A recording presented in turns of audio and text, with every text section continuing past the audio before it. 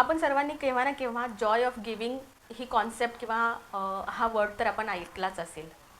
काय होतं ना, रोजच्या रोज आपलं जे रोजचं जे आयुष्य आहे ते जगत असताना आपण जॉय ऑफ गिविंग हा कॉन्सेप्टच विसरून जातो. आणि सतत आपण ना म्हणजे आपण कुठेतरी कॉन्शियसली किंवा अनकॉन्शियसली एकच विचारामध्ये आपण जास्त करून आपलं एक विचार करण्याचं पॅटर्न बनतं. ते म्हणजे की मी दुसऱ्यांसाठी काही करतोय, मग त्याच्या रिटर्नमध्ये आपण लगेच दुसऱ्यांकडून काही ना काही अपेक्षा करायला चालू करतो.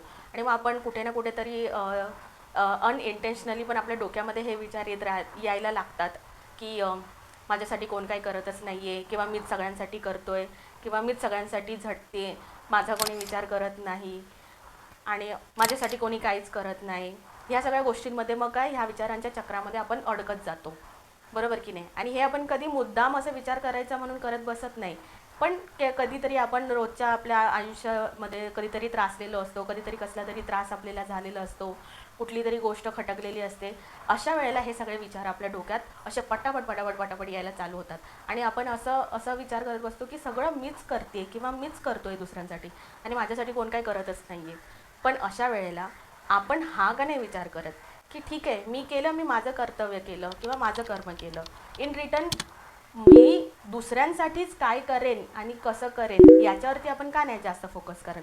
कारण म्हणतात ना की तुम्ही दिलं तर ते तुमच्याकडे फिरून परत येतात. हा निसर्गाचा नियमच आहे. जे तुम्ही करणार ते तुमच्याकडे परत येणार.